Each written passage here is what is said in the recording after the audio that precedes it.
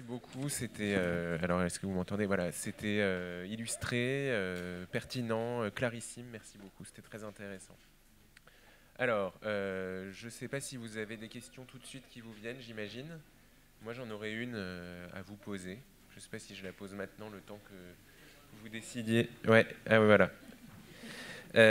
Non, c'était la question de... Voilà, moi, ce que je retiens de votre intervention, enfin, je retiens beaucoup de choses, mais il y a une idée que j'aime bien retenir, c'est que la vraie question n'est pas celle qui, finalement, est le titre de votre intervention, mais quand se poser cette question, hein. Et enfin, votre intervention peut être résumée peut-être ainsi, c'est-à-dire que vous réfléchissez sur les conditions dans lesquelles on peut se poser cette question, et aussi, bien sûr, comment y répondre, donc qui décide et quels sont les critères de la priorisation des vies.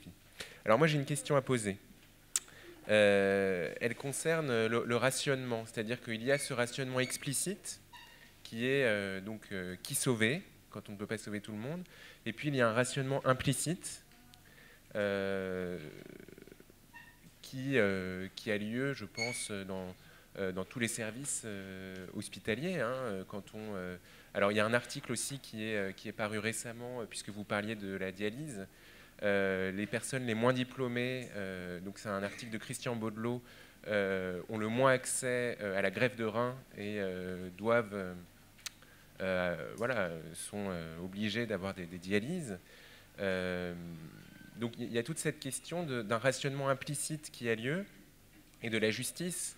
Et voilà. Et donc cette question, elle est évidemment beaucoup moins cinématographique, elle est beaucoup moins traumatisante, mais elle est bien réelle, c'est-à-dire qu'il y a un vrai rationnement qui a lieu. On peut aussi dire que dans certains services de réanimation, peut-être l'isolement des personnes est un critère pour lesquels on accélère des décisions d'arrêt de traitement. Donc il y a toute cette question finalement qui est peut-être largement aussi importante et que vient peut-être masquer la question tragique du rationnement explicite dont vous parlez. Donc, voilà. Deux éléments de réponse sur ça. D'abord, on sait bien qu'il y a un entrelacement de la problématique de l'efficience du critère médical et de la problématique sociale ou sociologique. Ou pour le dire très très vite, un patient riche a de meilleures chances de récupération après une opération lourde qu'un patient pauvre, tout simplement parce que le patient riche va a les moyens de se payer une meilleure surveillance à domicile, il est mieux entouré, il est mieux pris en charge, il vit dans des meilleures conditions. Et donc ce lien entre les conditions de vie, la catégorie sociale, sociologique, socioculturelle et le critère d'efficience médicale, c'est-à-dire en gros, est-ce que la ressource médicale précieuse et rare qu'on investit dans ce corps, est-ce qu'elle va être productive, est-ce qu'elle va servir ou est-ce qu'elle va être gâchée? Eh bien, il y a un lien, on le sait bien. Et jusqu'à quel point on va décider pour corriger la problématique sociale et donc pour corriger l'inégalité des chances, l'inégalité sociale des chances, de fragiliser la pertinence du critère d'efficience. Ça, c'est un premier point. Et puis, j'ai oublié, pardon, j'ai oublié ce que je voulais dire. J'avais dit 2 points par rapport à votre question. Ça va me revenir. Ça va me revenir. D'accord. Mais du coup, pour un peu prolonger, la question qui sauver quand on ne peut pas sauver tout le monde, finalement, elle se pose dans la trajectoire de vie d'un individu à plein de moments. C'est-à-dire que finalement, on peut dire qu'il y a plein de décisions sociales qui sont faites sur la valeur de la vie de certains individus à travers le système éducatif, à travers... donc, est-ce que... voilà, c'était un peu le sens de ma question. C'est-à-dire qu'il y a un rationnement implicite qui est sans doute aussi très fort. Oui, alors, et du coup, j'ai retrouvé, en vous entendant continuer, j'ai retrouvé l'autre élément. Évidemment, je vous réponds par une question. La question qui vient après, c'est jusqu'à quel point on a besoin de sortir de ce clair-obscur dans lequel la plupart des décisions de rationnement sont prises aujourd'hui. Il y a des décisions de rationnement qui sont prises à l'échelle d'un service médical, par exemple. c'est la problématique du dernier lit disponible. Est-ce qu'on attribue le dernier lit disponible dans un service ou est-ce qu'on le garde pour un meilleur patient? C'est quoi un meilleur patient? Un patient, je ne sais pas, plus... Je vous laisse mettre d'autres caractéristiques, mais je pense qu'on a tous en tête cette expression du dernier lit pour le meilleur, qu'on garde pour un meilleur patient. Donc il y a deux éléments. D'abord, est-ce qu'il faut dissiper ce clair-obscur? Est-ce qu'il faut contraindre les preneurs de décision à s'en tenir à des critères discutés publiquement, transparents, et qui sont les mêmes pour tout le monde et qui sont les mêmes sur tout le territoire? Il y a de fortes inégalités territoriales dans cette manière, évidemment, de rationner les soins et l'accès à la santé. Donc, est-ce que c'est important de mettre, j'allais dire, tout sur le papier, de rendre tout transparent et de veiller à ce qu'il n'y ait pas de différence d'un territoire à l'autre, d'un service à l'autre, ou est-ce qu'on laisse une marge de manœuvre, d'une part, à chaque culture locale, à chaque personnalité de prise de décision, et d'autre part, est-ce qu'il y a une vertu à ce clair-obscur qui n'est pas toujours dissipé? Et je pense que là encore, ça se discute, hein. Il y a des arguments pour et il y a des arguments contre. On peut rentrer dans cette discussion, mais je ne suis pas sûre qu'on en ait vraiment le temps, mais on peut. Si. Alors, est-ce que vous avez des... Oui. Alors, est-ce que vous pouvez venir et vous présenter, venir ici, parce qu'en fait, ça vous dérange pas, parce qu'en fait, c'est mieux. Sinon, on vous verra pas. Ah, d'accord.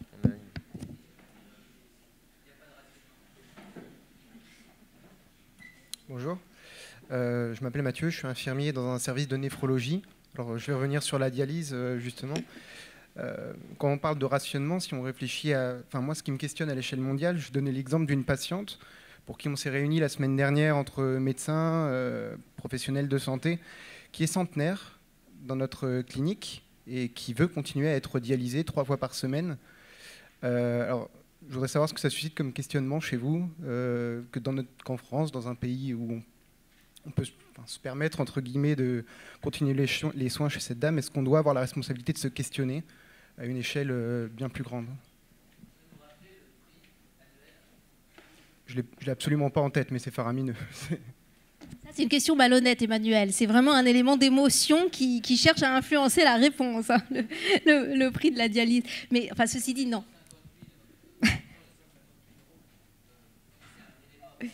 Mais bien sûr, je plaisante, c'est un élément fondamental. Et il est évident que quand vous me dites comme ça, le seul élément que vous donnez, c'est l'âge.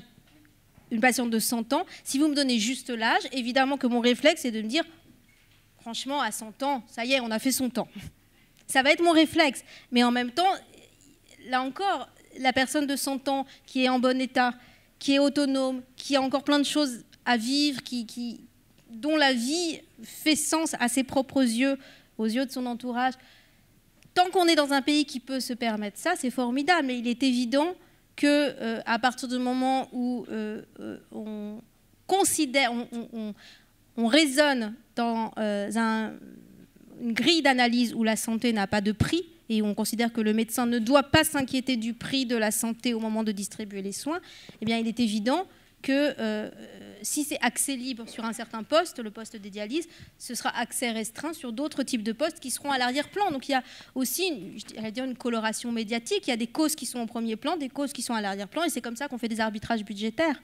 Je ne sais pas, sur un cas comme ça, quelle est la bonne manière de raisonner. Il y a tout... Voilà. Et c'est typiquement l'exemple où, d'un service à l'autre, on prendra des décisions différentes. Pour notre cher public, vous voyez, ce qui est intéressant dans cette intervention, c'est l'éthique appliquée. Vous aurez un va-et-vient dans la formation en éthique entre les grandes théories, les grands repères, et puis ensuite une plongée immédiate avec les dilemmes. C'est pour ça qu'on trouve extraordinaire votre confrontation à des dilemmes, mais je trouve que c'est tout à fait important. Et derrière votre intervention, il y a ce à quoi on est prêt à renoncer. C'est-à-dire, pour survivre, ce à quoi on est prêt à renoncer. Et je donne juste une anecdote, puisque Frédéric a évoqué le sida. Moi, je me suis retrouvé en Afrique avec Michel Kazatskine, donc qui était à l'époque directeur de l'Agence nationale de recherche sur le sida, devant une communauté de personnes qui n'avaient pas un accès direct à des traitements. On n'était pas en France, on n'avait pas vécu cette espèce de faux rationnement, puisque c'était la pression des industriels de la pharmacie qui avait fait finalement qu'on se retrouvait dans cette situation de pseudo-pénurie, on pourrait la développer. Et donc on avait à décider d'une manière communautaire, avec des acteurs de la lutte contre le sida, dans des pays qui étaient démunis de la capacité de pouvoir bénéficier de ressources, notamment les trithérapies, sur à qui on allait attribuer ces trithérapies. Et il y a eu une discussion très intéressante, je vais juste à la conclusion de la décision. Vis-à-vis des personnes malades, il a été pensé que celles qui étaient le plus actives dans la prévention, dans le militantisme communautaire, étaient probablement les personnes qui devaient bénéficier, d'une manière probablement prioritarisée, de ces molécules. Et ça a été un débat argumenté.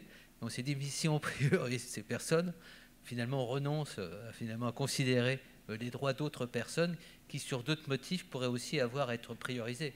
Les femmes, par exemple, des gens qui ont des responsabilités dans la communauté, dans les villages. Vous voyez à quel point c'est des questions tout à fait importantes. Et frottez-vous à ces réalités en disant qu'il n'y aura pas la bonne réponse, mais la bonne réponse pour moi, c'est la réponse qu'on pourra assumer ensemble. C'est-à-dire comment une collectivité survivra à cette décision. Et je termine sur un point. Quand vous allez sur le terrain, et certains d'entre vous le vivent au quotidien dans des services, on sait qu'on est dans des dilemmes, on n'aura pas la bonne décision, mais la moins mauvaise des décisions, c'est celle à laquelle on adhérera tous. Mais pour y adhérer, il faut arriver à pouvoir argumenter. Et ce que je trouve très remarquable dans votre livre, c'est comment vous nous permettez de rentrer dans la finesse de l'argumentation, y compris du responsable de la communauté juive qui doit décider des 100 personnes qui seront véritablement privilégiées d'une certaine manière au détriment des autres qui seront assassinés. C'est des questions importantes. Oui, si je peux juste ajouter un mot. On trouve ici évidemment la question de la péréquation des critères entre eux. C'est bien beau j'allais dire, de demander l'avis du public pour savoir quels critères doivent entrer dans le débat. Mais une fois qu'on a l'ensemble des critères, comment on les hiérarchise entre eux? Quelle est la péréquation? Et c'est là où c'est difficile, c'est qu'à un moment donné, soit on prend la décision de valoriser uniquement un seul critère, comme dans l'exemple que vous évoquez, au détriment de tous les autres, soit on considère que tous les critères doivent être pris en compte, et à ce moment-là, on a une intelligence artificielle, un algorithme qui va faire le tri, et ce qui sort de cet algorithme, c'est jamais satisfaisant. C'est-à-dire que pris individuellement, c'est toujours scandaleux par rapport à d'autres exemples. Et puis, ce que je voudrais ajouter aussi, c'est que c'est absolument essentiel ce que vous venez de dire, l'idée que dans notre manière de négocier une décision, finalement, l'essentiel, c'est de savoir si on peut survivre à cette décision. Comment on va se regarder dans le miroir? Est-ce qu'on peut continuer à fonctionner comme une collectivité après avoir pris cette décision? À quel prix? Et je crois que ça, c'est des choses qui évoluent constamment. Il n'y a pas une bonne manière de résoudre ces dilemmes. C'est des choses qui évoluent. C'est-à-dire que chaque fois que le cocktail décisionnel paraît trop scandaleux, et ça, c'est largement lié aussi à la pression médiatique, au fait d'attirer l'attention sur tel ou tel aspect du scandale, eh bien, ça évolue. Et chaque société... au fil du temps, modifie sa conception des critères à prioriser, des critères de priorisation. C'est des choses qui sont éminemment dynamiques. Je me permets une dernière virgule, mais c'est comme une indiscrétion. Quand on a été confronté à la perspective d'une pandémie grippale, donc l'espace éthique s'est pas mal investi dans ce domaine. Et on a dit un jour à Roselyne Bachelot que demain, la démocratie devrait pouvoir justifier des choix qu'elle a fait ou qu'elle n'a pas fait. Et que c'était en termes d'arbitrage démocratique, notamment au regard des personnes les plus vulnérables, puisque c'était une question importante. Et vous voyez à quel point, et tout à l'heure ça a été aussi bien dit dans votre intervention, parler d'éthique à un moment donné, c'est s'en remettre aux politiques. Et la vraie question aujourd'hui, est-ce que le politique est encore habilité, est-ce qu'il a encore une légitimité à pouvoir décider dans ce domaine? Donc ça pose la question par exemple de l'expertise. Est-ce qu'on va requérir l'expertise? Quelle est la légitimité de l'expertise? Est-ce que ça va être le sachant, le savant? Ce sera par exemple un universitaire. Et là, il y a une vraie crise aujourd'hui des arbitrages. C'est-à-dire, est-ce qu'aujourd'hui, chacun d'entre nous, on va être demain confronté au devoir de voter, en tous les cas à l'obligation morale de voter? Est-ce qu'on peut dire que l'on se remet à nos politiques dans des décisions aussi cruciales quand on voit ce qui se passe aujourd'hui à Alep? C'est-à-dire l'impuissance de décider avec tout un ensemble de légitimités qui sont mobilisées et d'argumentation qui ne sont pas du tout satisfaisantes par rapport à une certaine vision qu'on se fait de la démocratie. Est-ce que la démocratie, est-ce que l'ONU, d'une certaine manière, les valeurs peuvent survivre, par exemple, puisqu'on parlait de survie, à Alep? Voilà des questions extrêmement concrètes qu'on doit se poser. Je termine sur un dernier point, moi je termine toujours sur les derniers points, mais ce qui m'a beaucoup frappé, c'est dans certaines décisions prises au niveau de la collégialité d'un service, le critère qui aurait été déterminant, c'est comment permettre à une équipe de rester cohérente, de rester en cohésion et de rester dans un rapport de confiance, dans une décision qui, si elle n'a pas été prise selon des arguments qui privilégient l'intérêt de l'équipe, ferait imploser l'équipe. C'est aussi des points à prendre en compte pour vous dire, vous savez très très bien les uns et les autres, comment des décisions ne vont pas privilégier quelquefois la personne malade, voire ses proches, mais l'équipe, c'est-à-dire la pérennité d'une action qui paraîtra plus fondamentale que l'intérêt direct de la personne. Juste un point pendant que j'ai le micro, et je le reviens. Nous vous présentons nos excuses, nous ne sommes pas responsables du froid. C'est-à-dire que nous sommes, voilà, on va avoir un dilamétique tout à l'heure vis-à-vis de la direction de la Bellevilloise pendant la petite pause, et je vous incite véritablement à vous réénergifier. Vous avez des tas de café, etc. Buvez du café, éventuellement si vous arrivez un petit peu peinté tout à l'heure, on ne vous en voudra pas, mais il faut absolument que vous soyez tout à l'heure parce que vous verrez la suite. Voilà. Mais je n'ai pas conclu, je voulais redonner la parole à Frédéric. Oui. On va prendre une dernière question. Puisque le choix n'est jamais satisfaisant, et c'est bien un choix politique, choisir le prix d'un médicament, d'une trithérapie qui n'a pas le même prix en Afrique et en Europe, ça c'est un choix politique. Choisir par exemple, laisser qu'un hôpital va investir dans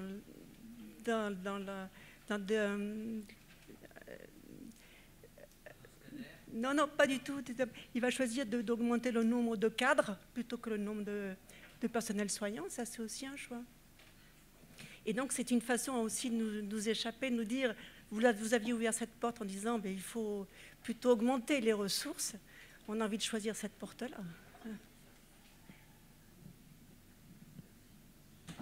Bon, je pense que ce sera le mot de la fin de la matinée.